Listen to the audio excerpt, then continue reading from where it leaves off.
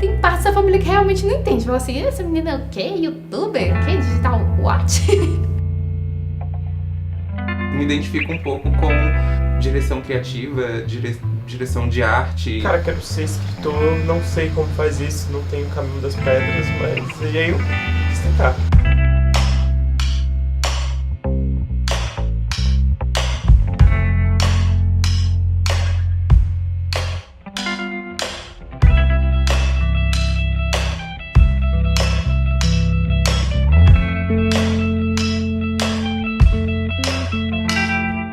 Eu tenho uma dificuldade muito grande em definir o que eu sou, o que eu faço, e sempre me perguntam isso. É um questionamento muito complexo, eu acho, e não só meu. Eu acho que isso é geral de toda essa galera que trabalha, que encara esse mundo digital como uma opção alternativa de vida. Porque, inclusive, você não pode ser só uma coisa nesse meio. Se você for só uma coisa, você tá ferrado. Eu gostava de escrever quando eu era moleque, eu comecei a escrever com 11 anos por razões mais sentimentais mesmo, mais de autoconhecimento, e eu sentia um alívio escrevendo, e eu fui me identificando muito com aquilo, fui vendo que aquilo me trazia certo prazer, e isso foi muito no começo ali, eu percebi, cara, eu gosto de fazer isso.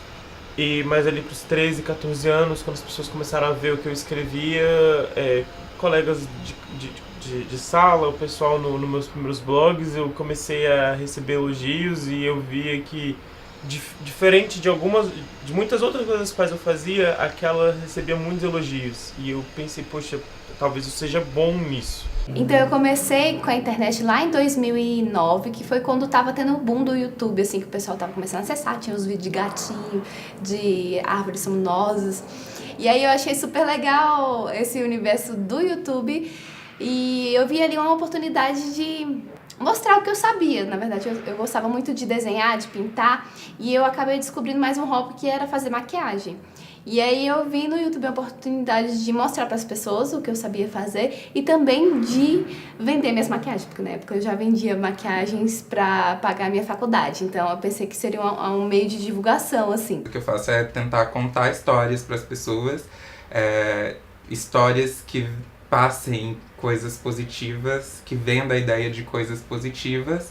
E a questão é que eu faço tudo nesse processo. Eu faço a parte de criação, eu faço a parte de produção, a parte de logística, e aí depois entram os parceiros todos. 1º de janeiro de 2016 foi quando o meu primeiro texto viralizou de fato. Foi um texto que eu escrevi sobre o Ano Novo, e ele teve muito mais compartilhamentos do que eu costumava ter. Minha página tinha mais ou menos umas 10 mil curtidas, eu acho, na época. Ela já existia há alguns anos. E começou a aumentar muito. E como eu meio que me preparei para esse momento durante a vida, principalmente com a parte de publicidade, com a parte de estratégia, eu sabia como aproveitar daquele momento para tirar o máximo possível. Na verdade foi tudo um teste, né? Eu comecei na internet falando de maquiagem, porque era o que a maioria das pessoas falava, e eu gostei bastante do assunto. Mas toda vez que eu postava alguma coisa de maquiagem, as meninas perguntavam mais sobre o meu cabelo, que era cacheado, na época já era cacheado, não tinha muita gente com cabelo assim, do que a maquiagem que eu tava fazendo mesmo. E assim, eu sempre acreditei na beleza natural, que mulher brasileira tem seus traços e tem que ser reconhecido. Eu sempre fui revoltada com chapinha, você não tem noção. E aí achar mais gente que se identificava na internet, eu achei assim o máximo. Foi certeiro assim, porque muita gente se inspirou. Eu acho que eu consegui passar a mensagem que eu queria e deixar lá, tipo, você pode ser bonita do jeito, com a beleza natural que você nasceu. E eu fiquei muito feliz por isso. O que é isso que você tá fazendo? Qual é a importância da estética nisso? E aí você sempre ouve falar que a estética é superficial. Até que chegou um ponto que eu entendi que não. E isso foi, inclusive, resultado de algumas experiências que eu te contei. Quando a minha irmã estava internada, ela teve que fazer uma cirurgia de emergência, ela ficou na UTI, ela ficou internada por um mês, passou pela UTI 3 vezes. E uma das vezes que eu fui visitá-la foi na UTI, foi correndo, porque UTI o tempo de visita é muito curto.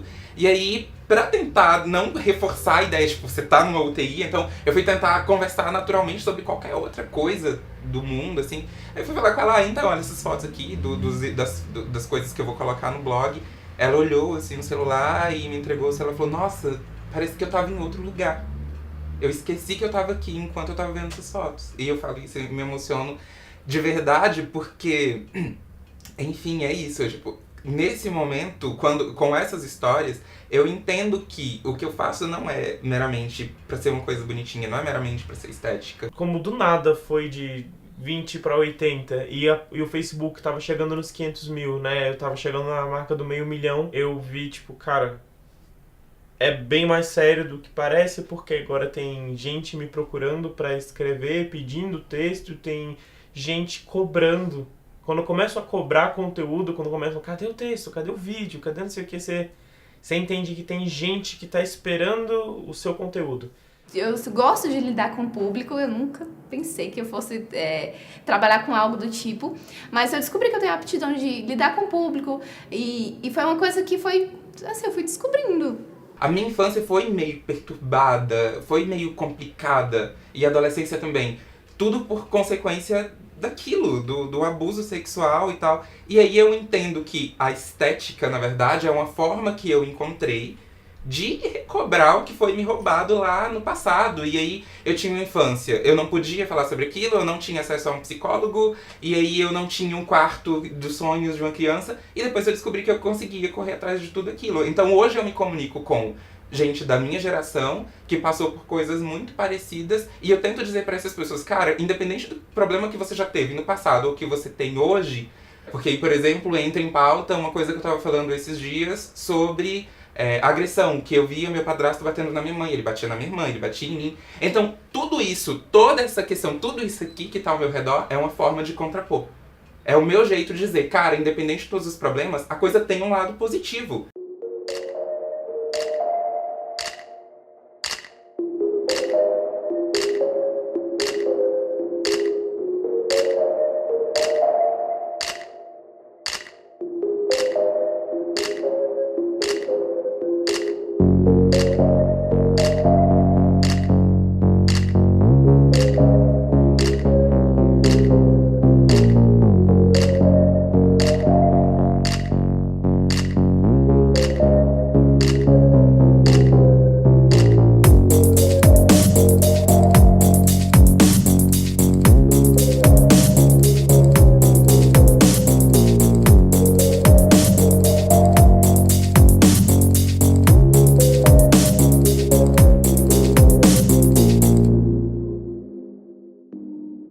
É bem louco, assim, porque a gente faz o conteúdo todo sozinho. A maior parte do tempo você tá sozinho em casa produzindo conteúdo. E quando eu vou pra rua e as pessoas me abordam, quando cai a ficha, assim, fala assim, nossa, realmente o povo tá assistindo. Porque chega gente pra falar assim, ai, sabe não sei o quê, aquele dia que você tava não sei aonde, a roupa que você tava vestindo não sei o quê, e elas acompanham mesmo a vida. Aí a gente fica tipo assim, como foi que eu te falei isso? A gente meio que perde a noção de que o que a gente tá fazendo vai pro Brasil todo, vai pra todo mundo. E é bem legal ter esse contato, assim, esse feedback, eu acho que é uma das partes mais incríveis desse trabalho. Lidar com situações de estresse faz parte do trabalho, né? Mas, em geral, a gente não tá tão submetido a estresses psicológicos pessoais, assim, tão pessoais em trabalhos como, sei lá, num trabalho no escritório. Assim, não é só ligar uma câmera e gravar um vídeo e ficar rico, né? É gravar sem vídeos, é gravar sem voz, é gravar doente, e é ouvir as pessoas falando que você é um lixo, ouvir as pessoas falando que você não deveria ter nascido, e aguentar, isso faz parte, aguentar esse peso é parte da nossa profissão. O próprio meio digital traz muito isso pra gente. Ansiedade, sensação de culpa, porque o seu colega é bem sucedido, e você ainda tá aí, você não tá ganhando dinheiro, você não tem milhões, você não abriu o seu próprio negócio, você não tem o seu próprio carro, o seu próprio apartamento. Toda essa pressão faz com que a gente se sinta mal o tempo todo. E no caso isso não sou eu que tô falando, isso tem estudos que comprovam isso. Essa questão da ansiedade e tal, então a gente precisa sim de alguma forma ter um lugar que seja um oásis. O meu é isso aqui. Hoje em dia as marcas veem a gente como uma fonte de anúncio mesmo, é como se fosse um anúncio no jornal. Mas eu sempre procuro assim, fazer parcerias e fechar contratos com marcas que tem a ver com a nossa filosofia, nosso padrão de pensamento do canal, porque senão não faz sentido pra gente, né? Imagina, amanhã eu tô fazendo propaganda de chapinha, não é o menor sentido. Tudo que eu lutei, tudo que eu acredito estaria saindo por água abaixo. essa é outra parte da adaptação, né? Que você precisa adaptar isso para poder produzir conteúdo na internet. Que é manter a qualidade do seu conteúdo, manter a identidade do seu conteúdo, a essência dele, mas se submeter a um formato, a um método meio fordista. Você não precisa produzir todo dia, você não precisa ser uma máquina de fazer coisas iguais. Até porque isso desgasta, isso satura, isso perde a essência, enfim. É parte de manter a essência, é você não ser um robô. Eu não quero que o meu conteúdo seja banal, eu quero que o meu conteúdo seja relevante na vida das pessoas. Que é aquilo que eu falei antes, tem muita alma ali, tem muito de mim. E talvez até por isso, por pensar dessa forma, ele não tem o crescimento que muita gente fala, nossa, é muito comum, assim, a pessoa acabou de conhecer o canal, assistiu o primeiro vídeo, como assim você não tem 1 milhão de seguidores? No blog também, é muito comum. Como assim? Eu acabei de conhecer, como assim você não tem milhões de seguidores? Talvez seja por isso, por eu não estar seguindo essa fórmula mágica de crescer de repente. Você precisa escrever mais frequentemente se você quiser crescer, se você quiser manter sua relevância. Mas como é que você vai equilibrar a arte e a cobrança, o profissional, a rotina, o digital? A gente acha que tá falando só de beleza, de maquiagem, mas não é. Na verdade, a gente tá tratando muito da autoestima. E a autoestima pra mulher, pro ser humano, é importante pra saúde mental também. Então eu acho que é um assunto muito importante que tem muito mais por trás, assim. Eu gosto de compartilhar isso no Instagram também, enfim, nas redes sociais, o processo por trás, inclusive o quanto demora pra ficar pronto um editorial, quantas viagens tem que fazer de ônibus ou de Uber, porque as pessoas passaram a entender exatamente essa lógica do valor do meu trabalho. Aí as pessoas passam a entender quando eu coloco um post no ar dizendo que eu não vou fazer post pra encher linguiça.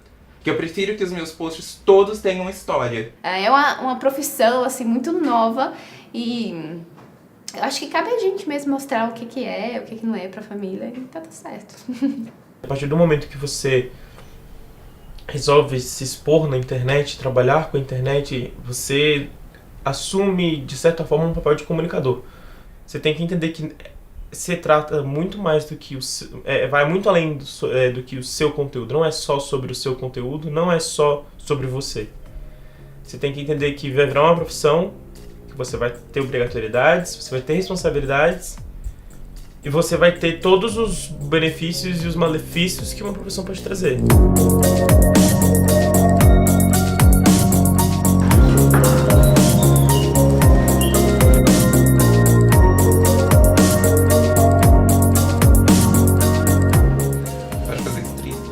Porque aí, minha filha, aqui o suor tá vindo já.